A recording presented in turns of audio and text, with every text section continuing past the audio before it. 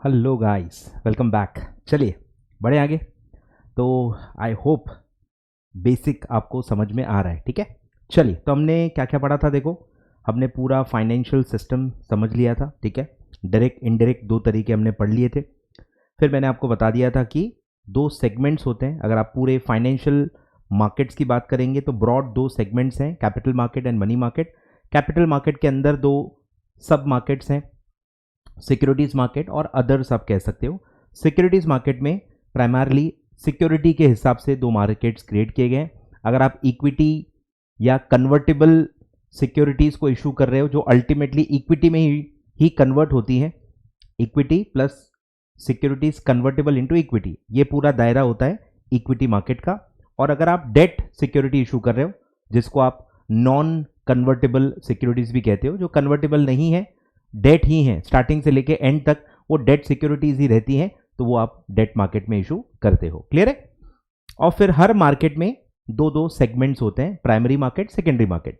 Primary market क्या है? जहां पे फ्रेश सिक्योरिटीज को इशू किया जाता है, जहां पे कंपनी आके सिक्योरिटीज इशू करके पैसा कलेक्ट करती है।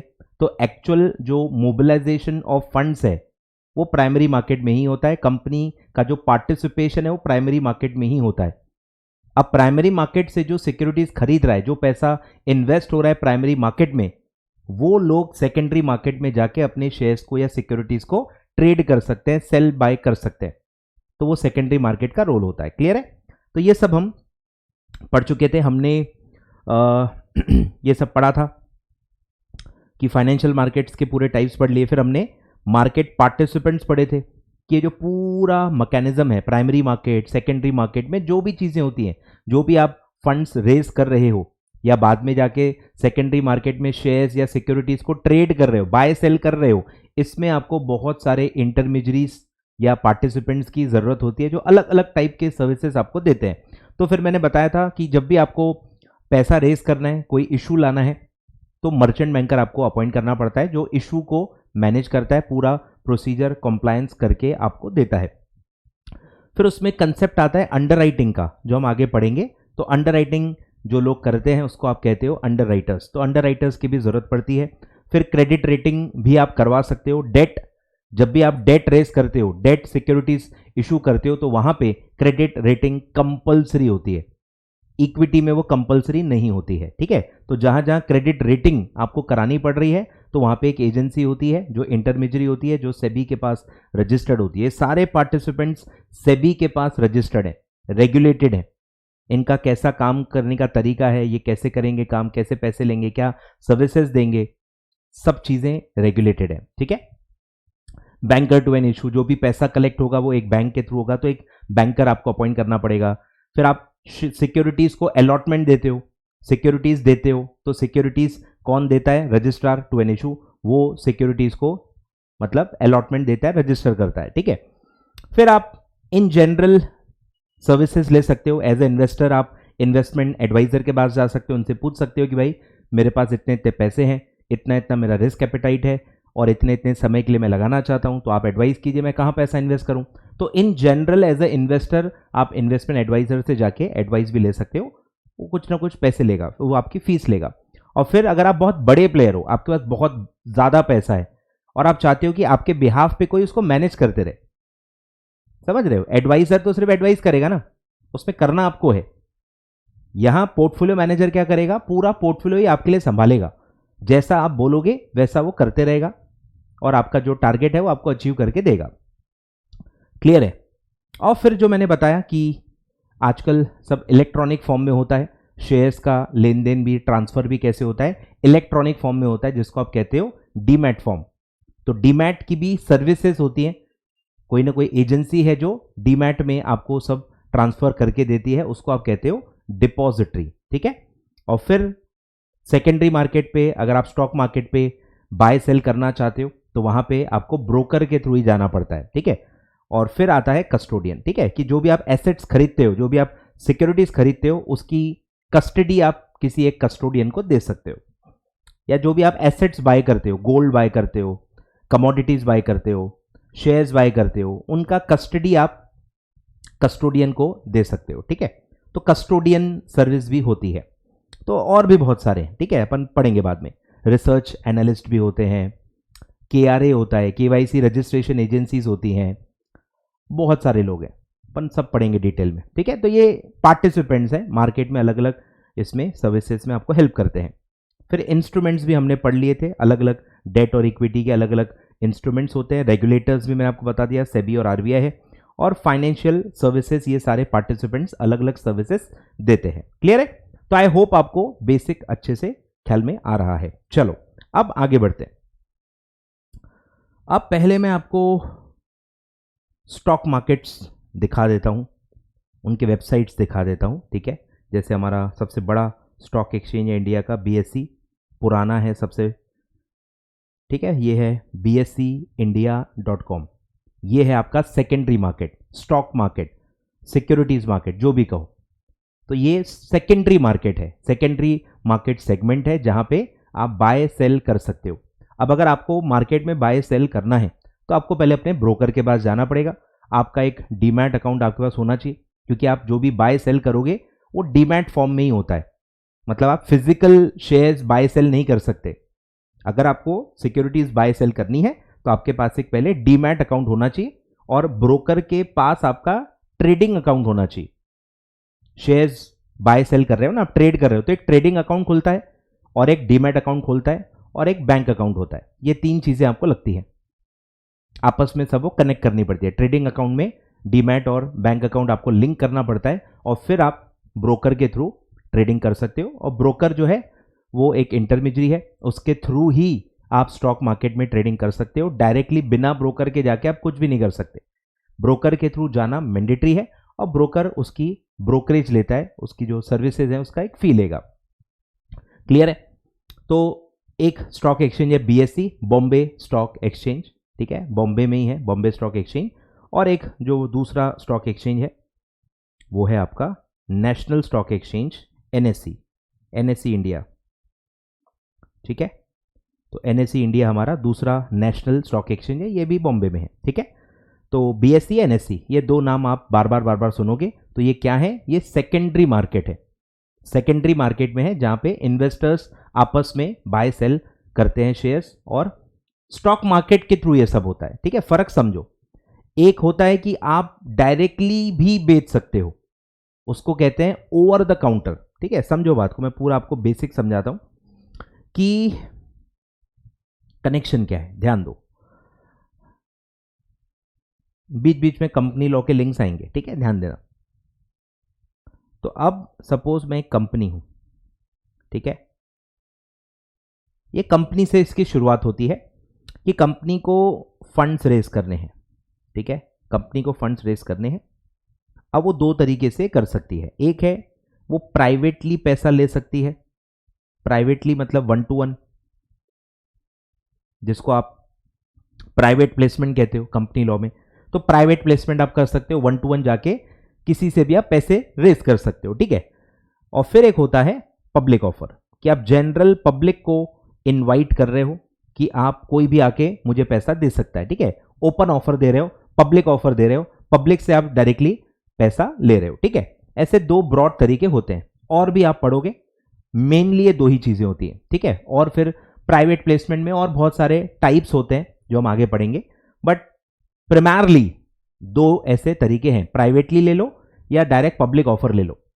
अब जब आप प्राइवेटली पैसा लेते हो तो वहां पे जो आप सिक्योरिटीज बदले में दोगे, कंपनी जब भी पैसे लेती है सिक्योरिटीज के अगेंस्ट लेती है, ठीक है। Equity shares, preference shares, debentures, bonds, कोई भी टाइप की सिक्योरिटी वो इशू करके पैसा रेज कर सकती है।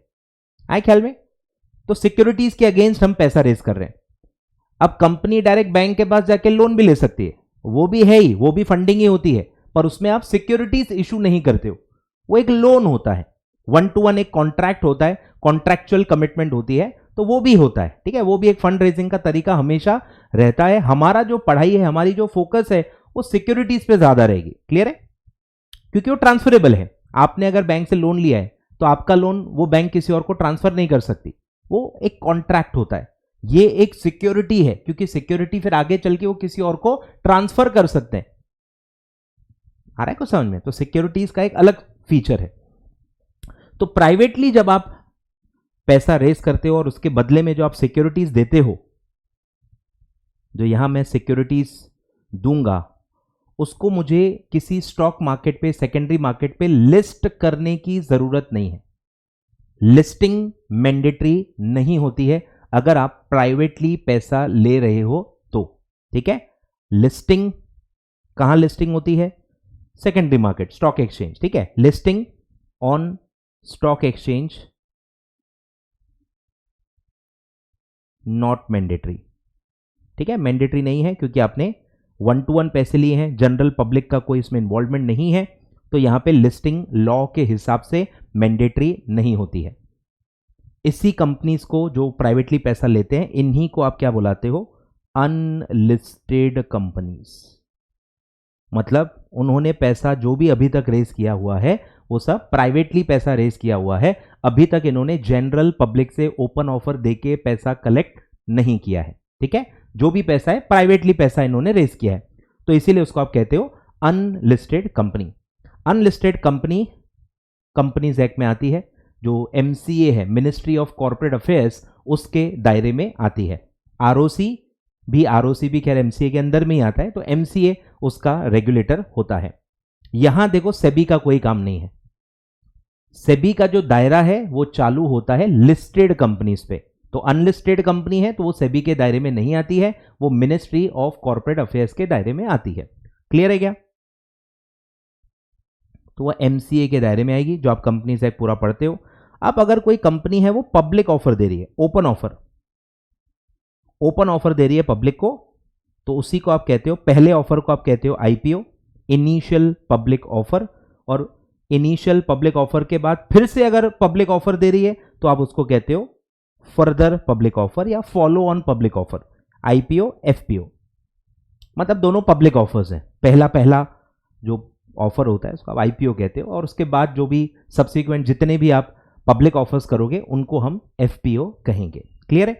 तो मतलब पब्लिक से पैसा उठाया जा रहा है, तो सबसे पहला जो कंडीशन लागू होता है वो है listing on stock exchange mandatory, ठीक है। मैंडेटरीली आपको स्टॉक एक्सचेंज पे उसको सिक्योरिटीज जो भी आप इशू करोगे उसको लिस्ट कराना पड़ता है, ताकि सेकेंडरी मार्केट में फिर जो भी इन्वेस्टर्स हैं वो उसको बाय सेल कर सकें। क्लियर है? और अब इस कंपनी को आप क्या बुलाओगे? लिस्टेड कंपनी, ठीक है। और अब वो सेबी के दायरे में आ जाएगी, ठीक है, सेबी के दायरे में आ जाएगी। क्लियर है? तो ऐसा है, एमसीए के तो दायरे में रहेगी। जब तक आप कंपनी हो आप एमसीए के दायरे में हमेशा रहोगे। अब अगर आप लिस्टेड हो तो इंक्रीमेंटली आप सेबी के भी दायरे में आ जाओगे। क्लियर है? तो एमसीए तो रहेगा ही रहेगा, ठीक है। कंपनी है तो एमसीए तो रहेगा ही रहेगा, ठीक है। अब इसमें फॉरेन एक्सचेंज इन्वॉल्व है, या आप मनी मार्केट में भी अगर हो तो आरबीआई भी आ जाएगा, ठीक है। प्राइमा फेसी जो लिस्टेड कंपनीज में जो रेगुलेटर होता है वो है सेबी। क्लियर है? तो ये पूरा आप बनाते जाओ। क्लियर है? बेस बनाते जाओ अच्छे से।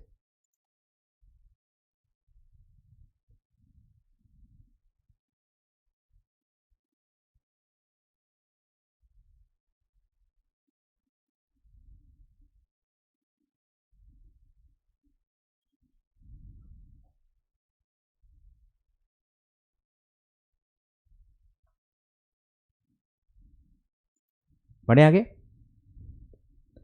अब एक बार आपने पब्लिक ऑफर कर लिया, उसके बाद क्या होगा?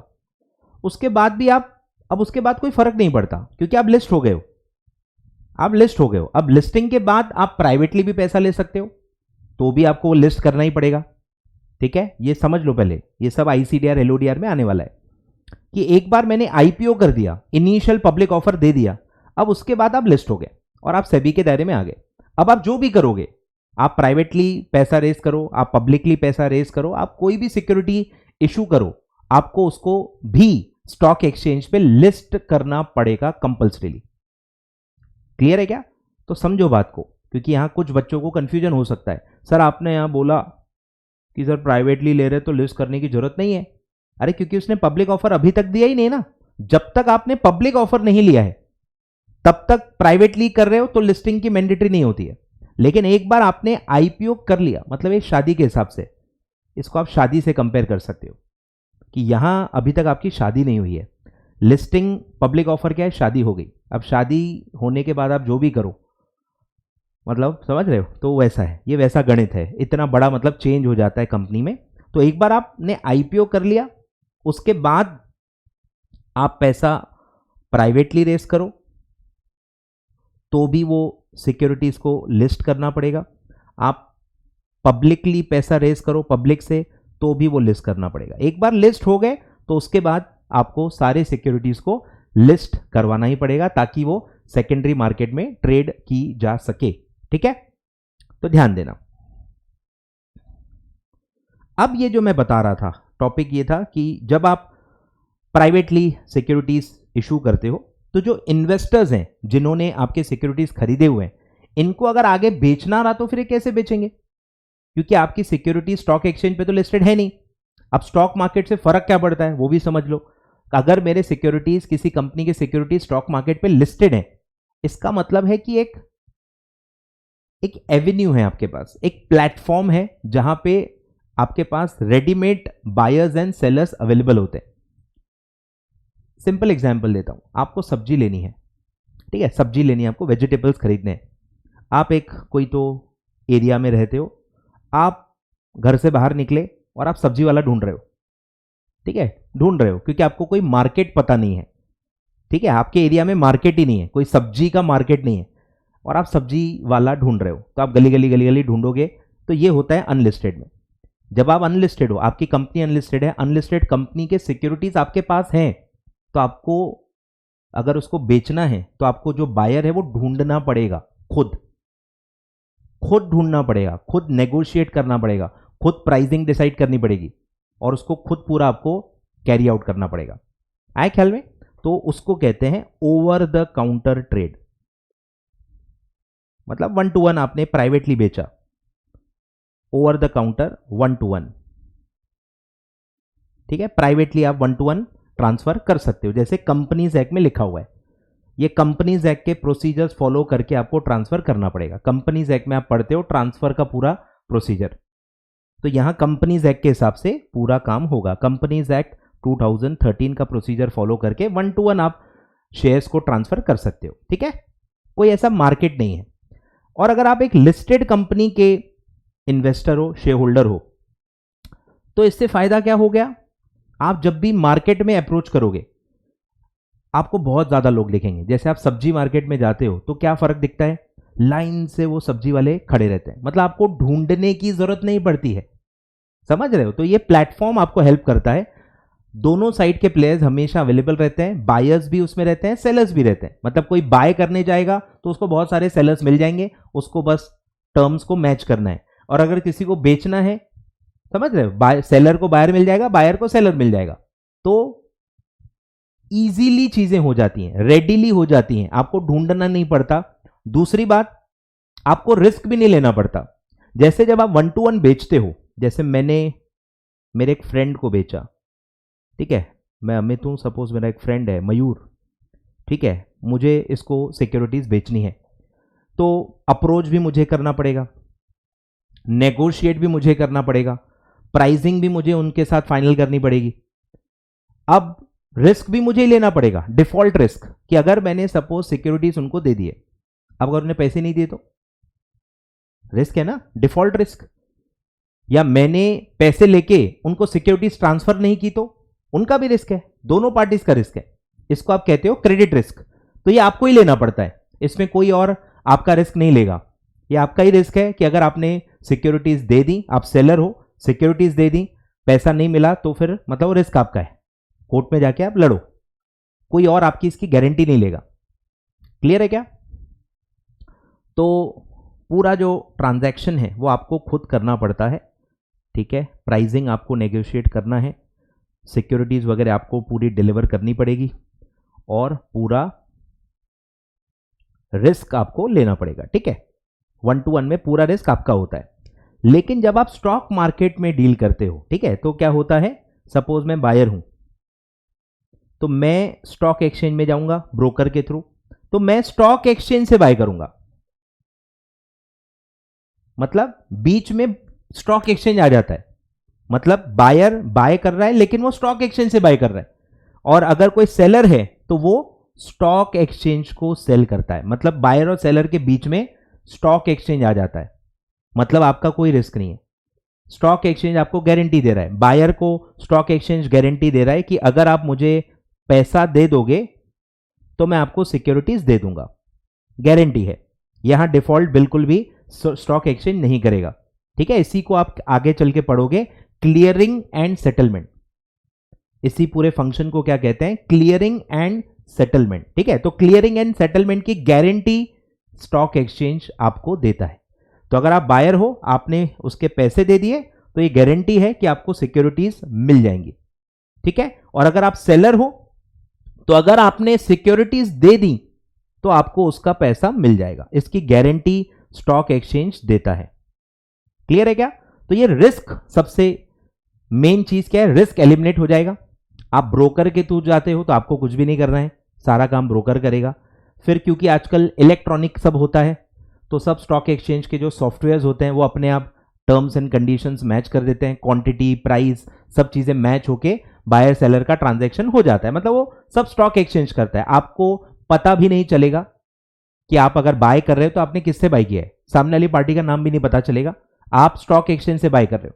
अगर आप बेच रहे हो तो आपने किसको बेचे आपको पता भी नहीं चलेगा, समझ रहे हो? तो ये फर्क पड़ता है, ये डिफरेंस है अगर आप स्टॉक मार्केट में जाके ट्रेड करते हो तो। क्लियर है?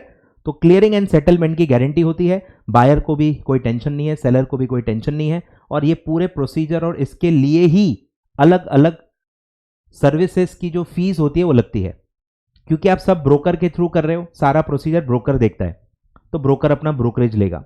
फिर स्टॉक एक्सचेंज जो आपको इतना बड़ा प्लेटफॉर्म दे रहा है, इलेक्ट्रॉनिकली सारी चीजें कर रहा है, फिर ये जो क्रेडिट रिस्क आपके लिए ले रहा है, इसके लिए फिर वो अपने कुछ चार्जेस लेता है। स्टॉक एक्सचेंज के भी बहुत सारे अलग अलग चार्जेस होते हैं जो स्टॉक एक्सचेंज आपसे लेता है, बहुत ही कम होते हैं पर होते हैं। फिर आप जो डीमैट अकाउंट में सिक्योरिटीज को लोगे या डीमैट से आप सिक्योरिटीज ट्रांसफर करोगे, तो डीमैट वाले भी जो अपने चार्जेस हैं, डीमैट चार्जेस भी लगते हैं, ठीक है। बहुत सारे चार्जेस लगते हैं। एक मैं आपको कॉन्ट्रैक्ट नोट दिखा दूंगा, जब आप बाय सेल करते हो ब्रोकर के थ्रू तो कॉन्ट्रैक्ट नोट आपको इशू होता है, और उस कॉन्ट्रैक्ट नोट में पूरा चार्जेस और पूरी वैल्यू सब दिया रहता है, ठीक है। वो मैं आपको दिखा दूंगा और अच्छे से बता दूंगा क्या क्या चार्जेस लगते हैं जब आप कोई शेयर्स खरीदते या बेचते हो तो, ठीक है। तो ये फर्क समझ लो, 1 to 1 में जब होता है तो क्या होता है, स्टॉक एक्सचेंज के थ्रू जब आप चीजें करते हो तो कैसे वो चेंज हो जाती हैं, ठीक है। तो काफी सिक्योर, काफी एफिशिएंट, काफी ट्रांसपेरेंट चीजें होती हैं स्टॉक एक्सचेंज की, ठीक है। क्लियर है क्या? बना लो, ठीक है, ये सब बना लो।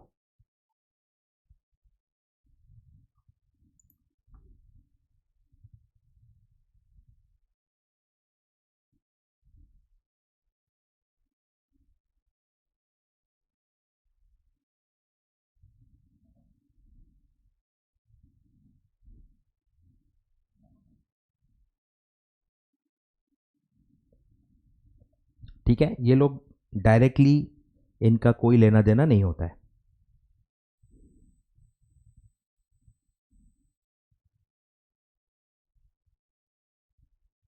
चलो ठीक है, थोड़ा बेस बन रहा है, चलो आगे बढ़ते हैं। अब थोड़ा अच्छा, थोड़ा और मैं बता देता हूँ, ठीक है। ये सब बीएससी एनएससी है, इसमें सब आपको हर स्टॉक के प्राइजेस क्या चल रहे हैं, जो भी लेटेस्ट बाय सेल का ट्रांजैक्शन हुआ है वो क्या प्राइस पे हुआ है, वो सब आपको पता चलेगा। जो भी इसमें लिस्ट हुआ है उसका सब कुछ आपको यहाँ पता चल जाएगा, ठीक है। और भी अलग अलग पर्पसेस के लिए मैं वेबसाइट्स खोल के आपको काफ़ी चीज़ें बताने वाला हूँ, ठीक है। अभी मैं सिर्फ दिखा रहा हूँ कि भाई सेकेंडरी मार्केट जो स्टॉक एक्सचेंज होता है उसकी वेबसाइट कैसे दिखती है। क्लियर है? तो ये बीएससी की है, ठीक है, ये एनएससी की है, ठीक है। फिर और आपको मैं सेबी की भी बता देता हूँ, ठीक है। सेबी की भी ये वेबसाइट है। सेबी कौन है? रेगुलेटर है, ठीक है, रेगुलेटर है लिस्टेड कंपनीज का। तो ये उसके रेगुलेटर की इस तरह से वेबसाइट दिखती है। अब इसमें सारी इंफॉर्मेशन आपको मिलती है। जो भी कंपनी फंड्स रेज करना चाहती है तो वो सेबी का पहले अप्रूवल लेना पड़ता है। तो सेबी के पास जो भी है फाइलिंग्स, ठीक है, ऐसा दिखेगा, देखो पब्लिक इशू, तो उसमें जो भी डॉक्यूमेंट्स फाइल हुए हैं, परमिशन लेने के लिए जो भी डॉक्यूमेंट्स फाइल होते हैं, सब आपको सेबी के वेबसाइट पे मिल जाएगा।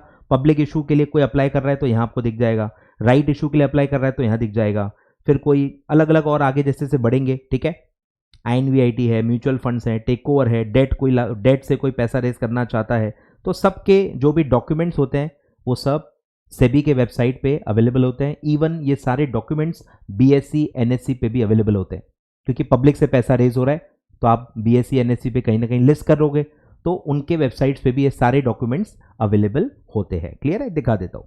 जैसे BSE हो गया तो देखो पब्लिक इशूज़ में देखो सारे जो भी पब्लिक इशूज़ हुए हैं, IPO होते हैं, वो सब आपको यहाँ पे दिख जाएंगे।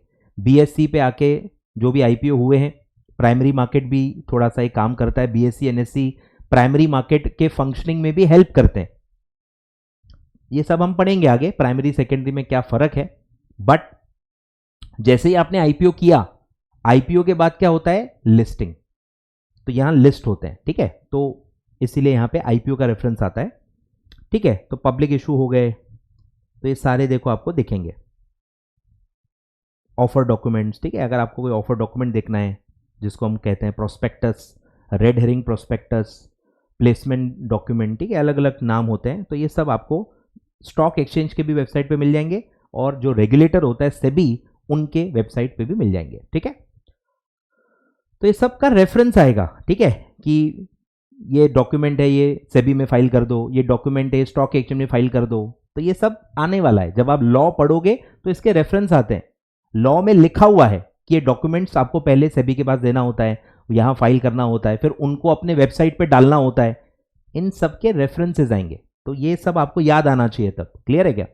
चलो क्लियर है, आगे बढ़ते हैं भैया। चलो अभी पढ़ना स्टार्ट करते हैं, नोट्स पे आ जाओ, ठीक है, नोट्स पे आ जाओ, लेट्स स्टार्ट रीडिंग, और मैं आगे आपको बताते रहूंगा। चलो बेसिक्स, अब एक बेसिक है फाइनेंशियल सिस्टम का, ठीक है, वो हम पढ़ चुके हैं। पूरा जो ये सिस्टम है, ठीक है, जिसमें 4-5 ये कॉन्स्टिट्यूएंट्स होते हैं, फाइनेंशियल मार्केट, इंस्टीट्यूशंस, इंस्ट्रूमेंट्स, ठीक है, ये सबको मिला के आप फाइनेंशियल सिस्टम कहते हो, ठीक है। हमारा जो सब्जेक्ट है वो पहला है फाइनेंशियल मार्केट्स, ठीक है। आ जाओ मार्केट से स्टार्ट करते हैं। तो इसमें पहले पूरा आपको BSE NSE के बारे में बताया गया है कि स्टॉक मार्केट इंडिया में कैसे स्टार्ट हुआ, कितना बड़ा अब ये हो चुका है, तो उसके बारे में पूरी हिस्ट्री आपको दी है, ठीक है, इंट्रोडक्शन दिया है। तो ये मैंने BSE की बिल्डिंग का फोटो आपको दिया हुआ है, ठीक है, और मैंने आपको खैर दिखा भी दिया वेबसाइट्स पे, फिर से दिखा देता हूँ, ठीक है। तो ये BSE का है आपका, तो BSE में भी आप देखोगे अबाउट BSE, तो ये आपको बिल्डिंग दिख जाएगी, ठीक है, ये बिल्डिंग आपको दिख जाएगी, ठीक है। फिर NSE में भी आप जाओगे, NSE आई थिंक मुंबई में है, BKC में, बांद्रा कुर्ला कॉम्प्लेक्स, ठीक है, ये है उसकी बिल्डिंग, नेशनल स्टॉक एक्सचेंज, ठीक है। तो प्रॉपर ऑफिस है, प्रॉपर बिल्डिंग्स हैं, ठीक है, बहुत हाई सिस्टम्स हैं, तो ये सब है, तो इसके बारे में पूरी हिस्ट्री दी है। आ जाओ, Indian financial market has been one of the oldest across the globe and is definitely the fastest growing, ठीक है, क्योंकि इंडिया फास्टेस्ट ग्रो हो रही है, तो लिटरेसी बढ़ रही है, फाइनेंशियल लिटरेसी बढ़ रही है, लोगों को पता चल रहा है, स्टॉक मार्केट का एक एक्साइटमेंट है, लोगों को जल्दी अमीर होना है, तो स्टॉक मार्केट काफ़ी अट्रैक्टिव चल रहा है आजकल।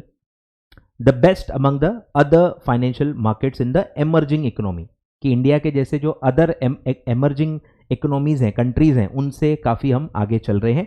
The history of Indian capital market is more than 200 years old, 200 साल पहले से ये सिस्टम चले आ रहा है। एक मार्केट 200 साल से है जहां पे लोग आके बाय सेल कर रहे हैं सिक्योरिटीज को, ठीक है। Around the end of 18th century, 18th century, ठीक है, अभी हम 21st सेंचुरी में, 18th सेंचुरी के एंड से लगभग ये स्टार्ट हो चुका है। तो यहाँ दिया हुआ है 1875 में पहली बार बॉम्बे में ट्रेडिंग स्टार्ट हुई थी, ठीक है, तो लगभग 200 साल का अपना इतिहास है। It was this time that first time that India was under this time was under the rule of east India company, ठीक है, ब्रिटिशर्स का तब राज था।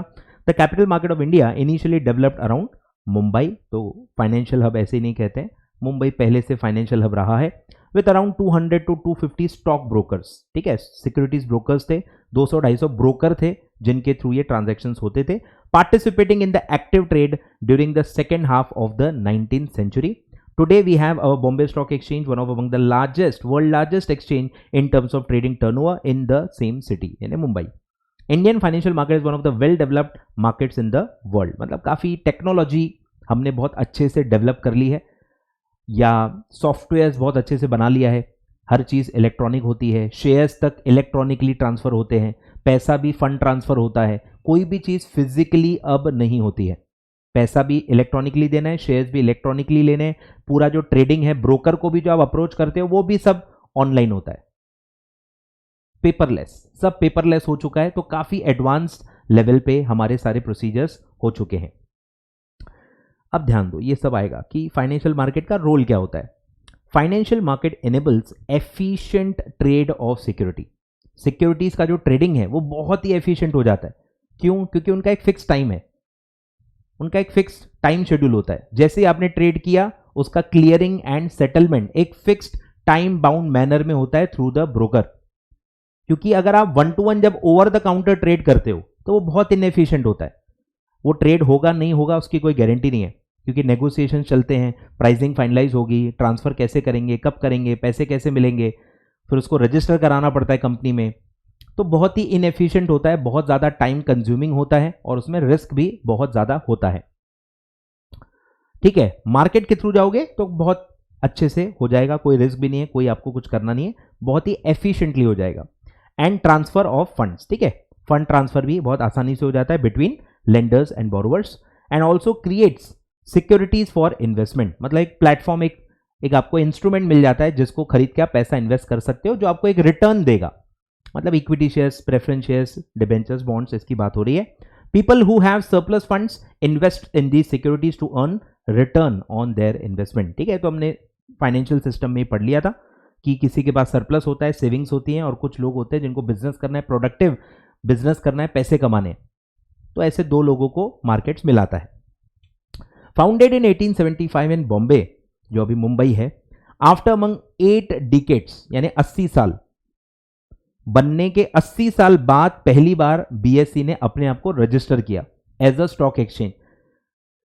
क्यों सर? क्योंकि उसके पहले कोई कानून ही नहीं था, कोई लॉ ही नहीं था जहां पे कहा जाए कि भाई स्टॉक मार्केट को आपको रजिस्टर करना पड़ेगा, कि अगर आप शेयर्स में ट्रेड कर रहे हो, डीलिंग कर रहे हो, तो आपको एक मार्केट के नाम पे रजिस्ट्रेशन लेना पड़ेगा. ऐसा कोई लॉ ही नहीं था. लॉ ही इंडिया में पहली बार आया था 1956 में, जो आपके सिलेबस में है, जिसका नाम है सिक्योरिटीज कॉन्ट्रैक्ट रेगुलेशन एक्ट.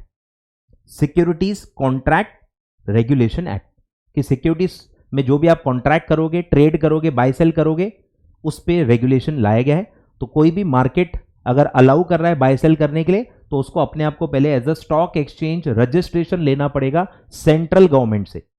ये कानून पहली बार आया था, सिक्योरिटीज कॉन्ट्रैक्ट रेगुलेशन एक्ट 1956, और वो ऑपरेशनल हुआ था 1957 से.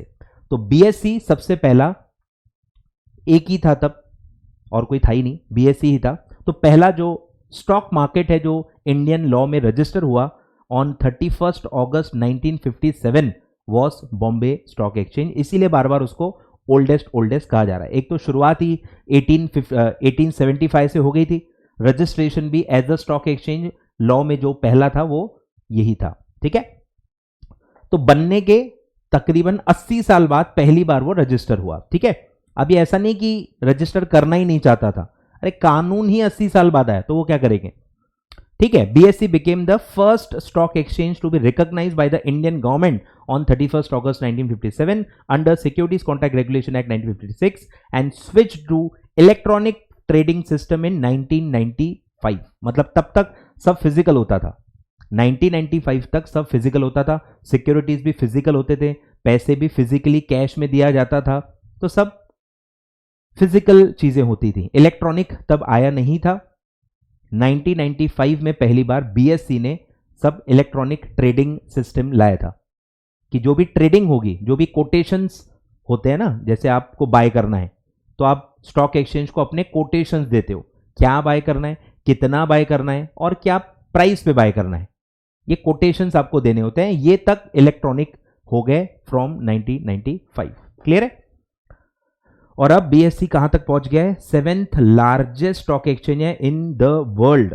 वर्ल्ड का 7th लार्जेस्ट स्टॉक एक्सचेंज है with overall market capitalization of above 2.8 trillion US dollar. अब आपका मैं बेस बनाते ही चलता हूं। 1 मिलियन कितना होता है? 1 मिलियन होता है 10 लैक्स, ठीक है? 10 लाख रुपीस मतलब 1 मिलियन। डॉलर छोड़ दो, अभी मिलियन की बात करते हैं, ठीक है? तो 1 मिलियन मतलब 10 लाख।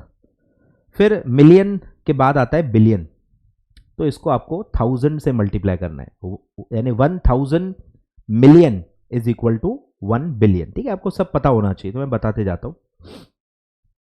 ठीक है? 1 मिलियन मतलब 10 लाख। अब 1000 मिलियन का मतलब होता है 1 बिलियन, 1000 का मल्टीप्लिकेशन होता है। फिर बिलियन के बाद आता है ट्रिलियन, तो 1000 बिलियन का मतलब होता है 1 ट्रिलियन। अब अंदाजा लगाओ कि ये 2.8 ट्रिलियन कितना होगा, वो भी डॉलर्स। डॉलर का रेट कितना चल रहा है? 83 रुपीस। 83 रुपीस दोगे तो आपको $1 मिलेगा, मतलब इसको और 83 से आप मल्टीप्लाई करोगे तब जाके वो रुपीस में कन्वर्ट होगा। तो एक अंदाजा लगाते हैं, ठीक है? 10 लाख में अगर मैं 1000 ऐड कर दूं, ठीक है, इतने लाख यानी कि आपका 100 करोड़, ठीक है? लाख ये करोड़, ये 100 करोड़, ठीक है? 100 करोड़ का मतलब होता है 1 बिलियन। 100 करोड़ का मतलब होता है 1 बिलियन, और 100 करोड़ में 3 जीरो और लगाओ, इतने करोड़ मतलब 10 लाख करोड़, सॉरी 1 लाख करोड़।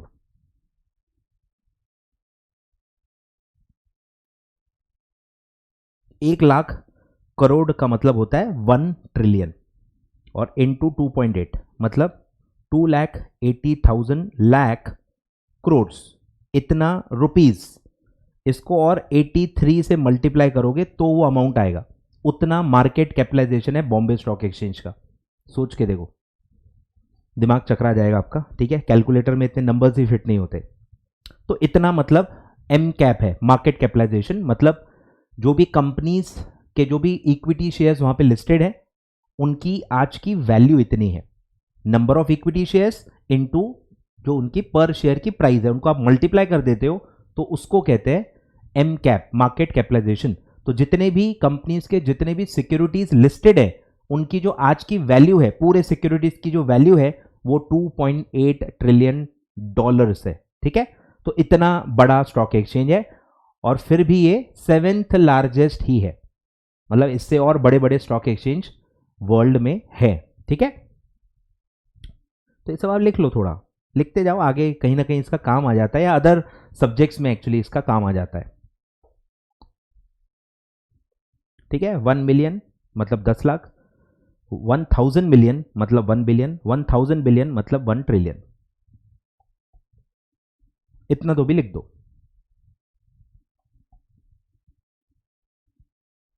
बढ़े आगे, चलो अब आते हैं basic functions of financial market, जो हम बार बार पढ़ रहे हैं वही उन्होंने लिख के दिया है, ठीक है? सबसे पहला फंक्शन क्या है? फंक्शन मतलब रोल क्या है? It facilitates mobilization and channelization of savings into most productive uses, ठीक है? जो हमने पढ़ लिया है, सेवर जो है कैसे वो सेविंग्स चैनलाइज हो एक प्रॉपर तरीके से, प्रॉपर फ्लो में ऐसे लोगों तक पहुंच जाए जिनको प्रोडक्टिव यूज करना है, जिनको बिजनेस करना है और उस पैसे को ग्रो करना है, पैसे पे पैसा कमाना है। क्लियर है? तो ये हेल्प करता है फाइनेंशियल मार्केट वो मोबिलाइजेशन में। इसी को आप बार बार क्या कहोगे? Mobilization of funds. It helps in determining the price of the security, क्योंकि ये मार्केट है, एक प्रॉपर तरीके से बाय सेल हो रहा है, तो जो प्राइस पे ये बाय सेल हो रहा है उसकी एक अहमियत होती है, वो उसकी मार्केट प्राइस कहलाई जाती है, वो उसकी रियल वैल्यू कहलाई जाती है, जो अदरवाइज आप निकाल नहीं सकते। अदरवाइज निकालना बहुत मुश्किल है, क्योंकि ये एक्चुअली इस प्राइस पे लोग बाय सेल कर रहे हैं, ये प्राइस पे एक्चुअली लेन देन हो रहा है, इसलिए इसका एक बहुत इंपॉर्टेंट रोल होता है, ये उसका रियल वैल्यू माना जाता है, इसको ही आप मार्केट प्राइस कहते हो, ठीक है? तो एक सिक्योरिटी का प्राइस भी पता चल जाता है मार्केट के through. Market helps in valuation of the securities, ठीक है, price of the securities on the basis of their demand and supply in the market, ठीक है, कोई भी चीज डिमांड एंड सप्लाई से तय होती है, या आप इकोनॉमिक्स में पढ़ चुके हो, वो कमोडिटी हो, सर्विसेज हो, शेयर्स हो, कोई भी चीज हो, डिमांड सप्लाई तय करता है कि क्या प्राइस पे वो एक्चुअली बाय या सेल होगा। It provides liquidity to the tradable asset, जो मैंने बताया स्टॉक मार्केट, सेकेंडरी मार्केट भी एक इसी का पार्ट होता है। तो सेकेंडरी मार्केट के थ्रू क्या होता है, जिन्होंने प्राइमरी मार्केट में पैसा लगाया था उनको एग्जिट मिलता है, वो जाके सेकेंडरी मार्केट में सेल कर सकते हैं, इसको कहते हैं liquidity. Ability to sell, ability to convert securities into cash, इसको कहते हैं लिक्विडिटी। लिख दो, ठीक है, conversion of shares into cash, उसको कहते हैं लिक्विडेट करना, लिक्विडिटी, ठीक है। It provides liquidity to the tradable assets यानी shares by facilitating exchange as the investors can readily sell their securities and convert the assets into cash. It reduces the cost by providing valuable information regarding the securities traded in the financial market, ठीक है, information freely available है। अभी मैंने आपको दिखा दिया, BSc की website पे आपको सारी इंफॉर्मेशन मिल जाएगी, एनएससी की वेबसाइट पे सारी इंफॉर्मेशन मिल जाएगी, सेबी के भी वेबसाइट पे सारी इंफॉर्मेशन मिल जाएगी। तो पूरे सिस्टम की वजह से इंफॉर्मेशन बहुत ज्यादा अवेलेबल है और बहुत ज्यादा फ्रीली अवेलेबल है, ठीक है। तो ये इंफॉर्मेशन फ्लो को भी इजी कर देता है। It facilitates exchange of assets without physical delivery, क्योंकि सब इलेक्ट्रॉनिक फॉर्म में होता है, तो मार्केट्स क्योंकि इतने एडवांस हो गए, बिना कोई फिजिकल डिलीवरी के आप शेयर्स को ट्रांसफर कर सकते हो। मतलब फिजिकली एक्चुअली एक इंसान को दूसरे इंसान को शेयर्स देने की जरूरत नहीं पड़ती है। अब आप ये नहीं समझोगे बिकॉज आप उस जमाने में रहे नहीं हो। अगर आप 1995 के पहले रहे हो या आपने वो डीलिंग्स देखी हैं तो आपको पता रहेगा कि कितना मतलब ये कंबरसम प्रोसीजर था। फिजिकल शेयर्स का लेन देन होता था, फिर वो कंपनी को भेजना पड़ता था, कंपनी उसको कैंसिल करके नए नाम से फिर नए फिजिकल शेयर्स डिलीवर करती थी। 30-40 दिन लग जाते थे इसमें। इलेक्ट्रॉनिक में चुटकी बजा के ट्रांसफर हो जाता है, 1 या 2 दिन में हो जाता है। तो आपको नहीं पता चलेगा कि कितनी बड़ी चीज है ये, हम क्या जमाने में थे, हमारे कितने मतलब स्लो प्रोसीजर्स थे, और आज हम कितने एफिशिएंटली हर चीज इलेक्ट्रॉनिकली कर रहे हैं, ये कमेंडेबल है, ठीक है। तो विदाउट फिजिकल डिलीवरी आप शेयर्स उसको आप ट्रांसफर कर सकते हो, क्लियर है। तो ये फंक्शंस हैं फाइनेंशियल मार्केट के, ठीक है। मोबिलाइजेशन ऑफ फंड्स में हेल्प करता है, प्राइस डिटरमाइन करने में हेल्प करता है, लिक्विडिटी प्रोवाइड करता है क्योंकि आप रेडिली सेल कर सकते हो मार्केट में जाके, वैल्यूएबल इंफॉर्मेशन बहुत कम कॉस्ट पे आपको दे देता है, और एक्सचेंज कर सकते हो आप, उसको ट्रांसफर कर सकते हो विदाउट फिजिकल डिलीवरी, क्लियर है। तो ये फंक्शंस हैं, ये रोल है, ये इंपॉर्टेंस है फाइनेंशियल मार्केट्स का, क्लियर है। अब मार्केट्स के, फाइनेंशियल मार्केट के 2 ब्रॉड सेगमेंट्स हैं, एक है कैपिटल मार्केट, एक है मनी मार्केट, ठीक है। Let's start. पहला है आपका मनी मार्केट। मनी मार्केट सुन के ही आपको क्या ख्याल में आना चाहिए, शॉर्ट टर्म, कि ये शॉर्ट टर्म नीड्स को पूरा करता है। किसी कंपनी को शॉर्ट टर्म के लिए पैसा चाहिए तो वो मनी मार्केट में जाके शॉर्ट टर्म यानी कम समय के लिए पैसा बोरो कर सकता है, ले सकता है, ठीक है। और जिनको भी शॉर्ट टर्म के लिए पैसा देना है वो भी मनी मार्केट में जाके शॉर्ट टर्म के लिए पैसा दे सकते हैं। तो इसमें हर प्रकार के लोग आते हैं, इसमें गवर्नमेंट्स भी आती हैं कि गवर्नमेंट्स को भी शॉर्ट टर्म पैसा चाहिए होता है या शॉर्ट टर्म पैसा उनको इन्वेस्ट करना होता है, बैंक्स आते हैं, फाइनेंशियल इंस्टीट्यूशन आते हैं, एनबीएफसी आते हैं, कॉर्पोरेट्स आते हैं, सब लोग आते हैं। बस हम जैसे जो छोटे इंडिविजुअल्स हैं वो इसमें पार्टिसिपेट नहीं करते। क्यों? क्योंकि इसका एक फीचर होता है, इसमें एक बहुत बड़ा अमाउंट होता है, लार्ज अमाउंट यहां पे लेन देन होता है, और लार्ज अमाउंट सिर्फ कंपनीज और बड़े बड़े जो बैंक्स हैं, फाइनेंशियल इंस्टीट्यूशंस हैं, उन्हीं के पास होता है। तो सपोज कोई बैंक है एसबीआई, 4 दिन के लिए उसके पास 100 करोड़ एक्स्ट्रा पड़ा है। बैंक का काम है ना, पैसे रहते हैं बैंक के पास। तो अगर एसबीआई बैंक के पास 400 करोड़ रुपए, 100 करोड़ 4 दिन के लिए, सपोज 100 करोड़ मेरे पास खाली पड़े 4 दिन के लिए, अब मैं क्या करूं? अब ये 100 रुपए होते तो हम टेंशन नहीं लेते, हम उसको रख देते, खाली रख देते। 100 रुपए खाली रखने में कोई टेंशन नहीं है, पर 100 करोड़ रुपए के 4 दिन की भी वैल्यू बहुत ज्यादा होती है। 4 दिन के लिए भी आप उसको इन्वेस्ट कर दो तो अच्छा खासा अमाउंट आप उस पर कमा सकते हो। तो ये मार्केट ऐसे लोगों के लिए जिनके पास करोड़ों रुपए फॉर शॉर्ट पीरियड, 10 दिन, 15 दिन, 25 दिन, 50 दिन, इतने डेज के लिए अगर हैं तो वो किसी को दे के उस पर कुछ कमा सकते हैं, और किसी को अगर कम समय के लिए चाहिए होते हैं तो ऐसे लोगों से वो ले सकते हैं। ठीक है, तो ये मार्केट आपको एक अपॉर्चुनिटी देता है कि शॉर्ट टर्म के लिए आप पैसे का लेन देन कर सकते हो। क्लियर है? आ जाओ। Money market is the segment of financial market where by borrowing and lending of short term funds takes place. Short term का मतलब होता है up to 1 year, up to 1 year का लेन देन यहां पे होता है। Maturity of money market instruments ranges from 1 day to 1 year, as low as 1 day. कम से कम एक दिन भी आपको लगाना है तो भी आपको लोग मिल जाएंगे जिनको एक दिन के लिए भी पैसे चाहिए होते हैं।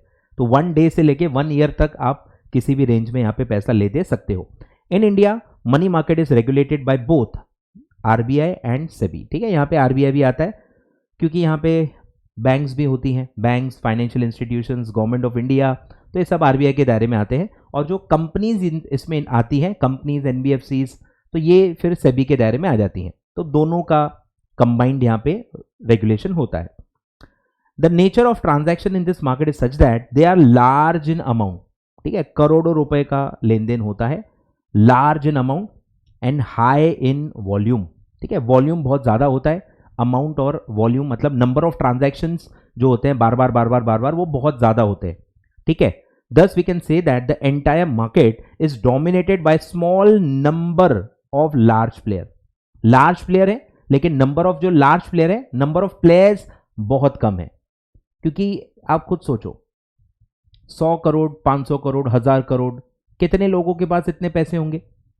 तो small number of large players ही इसमें आते हैं। ठीक है, तो प्लेयर्स बहुत कम है पर अमाउंट और जो नंबर ऑफ ट्रांजैक्शंस वो करते हैं वो बहुत ज्यादा है। The market consist of negotiable instruments having characteristics of liquidity, मतलब सारे इंस्ट्रूमेंट जो आप यहां पे लेते सकते हो आप ट्रांसफर भी कर सकते हो। मिनिमम ट्रांजैक्शन कॉस्ट आपको लगता है, जो भी आप पैसे का लेन देन करते हो उसका कॉस्ट बहुत कम होता है। नो लॉस इन वैल्यू, क्योंकि ये डेट होता है, सब लगभग डेट है, इसमें कोई भी इक्विटी का एलिमेंट नहीं होता है, सब डेट होता है, तो इसमें वैल्यू में कोई चेंज नहीं होता है। अगर मैं 100 करोड़ रुपए दे रहा हूं, वो 100 करोड़ ही रहता है, उसकी वैल्यू कम ज्यादा नहीं होती, वैल्यूएशन में यहां पे कोई चेंजेस नहीं होते हैं। ठीक है, तो वैल्यू लॉस होने का कोई इसमें चांस नहीं है। अगर आप इक्विटी शेयर्स में देखोगे तो इक्विटी की प्राइस डेली फ्लक्चुएट होती है, तो इक्विटी में वैल्यू बदलते रहती है, वहां पे वैल्यू लॉस होने का टेंशन होता है। लेकिन मनी मार्केट में वैल्यू फ्लक्चुएट नहीं होती। ठीक है, such as treasury bill, commercial papers, ठीक है, सब नाम मैंने आपको लिखवा के दिए थे, अलग अलग हैं, हम सब पढ़ेंगे। ट्रेजरी बिल जैसे government of India, RBI government of India के बिहाफ पे इशू करती है, कमर्शियल पेपर कॉर्पोरेट्स इशू करते हैं, certificate of deposits bank issue करती है। तो अलग अलग इंस्ट्रूमेंट्स हैं, अलग अलग प्लेयर्स इसको रेस करते हैं, इशू करते हैं, पैसे रेस करते हैं। ठीक है, it performs crucial role of providing an equilibrating mechanism to even out the short-term liquidity and surpluses and deficits and therefore facilitate the conduct of monetary policy of the economy। मतलब जो मैंने आपको example दिया था कि ये जो surpluses हैं, ये जो डेफिसिट्स हैं, ये आपको इमेजिन करने कि भाई एक बैंक है 100 करोड़ खाली पड़ा है, फिर एक बैंक है जिसको 100 करोड़ ही चाहिए, एक के पास डेफिसिट है, एक के पास सरप्लस है। मतलब ये वही है फाइनेंशियल सिस्टम में जो हमने पढ़ा ना, एक है जिसके पास पैसे है खाली पड़े, एक है जिनके पास पैसे की नीड है, इनको आपस में मिलाना है। तो सेम काम मनी मार्केट करता है। तो अगर किसके पास बहुत बड़ा अमाउंट है खाली पड़ा है फॉर शॉर्ट टर्म, और कोई बड़ा अमाउंट किसी को चाहिए फॉर शॉर्ट टर्म, तो ऐसे दो लोग मनी मार्केट में आके आपस में ट्रांजैक्शन कर लेते हैं और उसका जो भी रेट ऑफ इंटरेस्ट है वो नेगोशिएट करते हैं। ठीक है, तो बेसिकली इससे क्या हेल्प हुई? किसी के पास शॉर्ट टर्म सरप्लस है तो मनी मार्केट के थ्रू इन्वेस्ट कर सकता है, किसी को शॉर्ट टर्म के लिए डेफिसिट है, पैसे चाहिए, तो मनी मार्केट में आके बोरो कर सकता है। तो short term surplus, short term deficit को मैच किया जाता है। ठीक है, तो ये हेल्प होती है मनी मार्केट से, और इसमें पूरा पैसा घूमता है। पैसा घूमता है मतलब आरबीआई का इसमें आ जाएगा। मनी सप्लाई किसके दायरे में आता है? आरबीआई के दायरे में आता है, और आरबीआई हर क्वार्टर मॉनेटरी पॉलिसी डिसाइड करता है। तो मॉनेटरी पॉलिसी कैसे डिसाइड करेगा आरबीआई? पैसे का सप्लाई क्या चल रहा है वो देख के ही तो मॉनेटरी पॉलिसी डिसाइड होगी ना। तो मनी मार्केट, कैपिटल मार्केट, सब आरबीआई देखते रहता है, उससे उनको पता रहता है कि मनी सप्लाई कितना चल रहा है, और फिर उसके हिसाब से वो मॉनेटरी पॉलिसी डिसाइड करते हैं। ठीक है, तो ये है आपका मनी मार्केट। क्लियर है? Money market. तो फीचर्स हाईलाइट कर लो, फीचर्स हाईलाइट कर लो। कि यहाँ शॉर्ट टर्म फंड्स होते हैं 1 डे टू 1 ईयर, किसके दायरे में आता है, both RBI and SEBI. Nature क्या होता है इसका, लार्ज अमाउंट, हाई वॉल्यूम, लेकिन small number of large player, number of players बहुत कम होते हैं इसमें। फिर ये नेगोशिएबल इंस्ट्रूमेंट्स हैं, चाहे तो आप ट्रांसफ़र भी कर सकते हो। मिनिमम कॉस्ट होती है ट्रांजैक्शन की, लॉस नहीं हो सकता वैल्यू में, ठीक है। और कुछ इंस्ट्रूमेंट्स जो होते हैं वो है treasury bill, commercial paper, CD, certificate of deposits etcetera, ठीक है।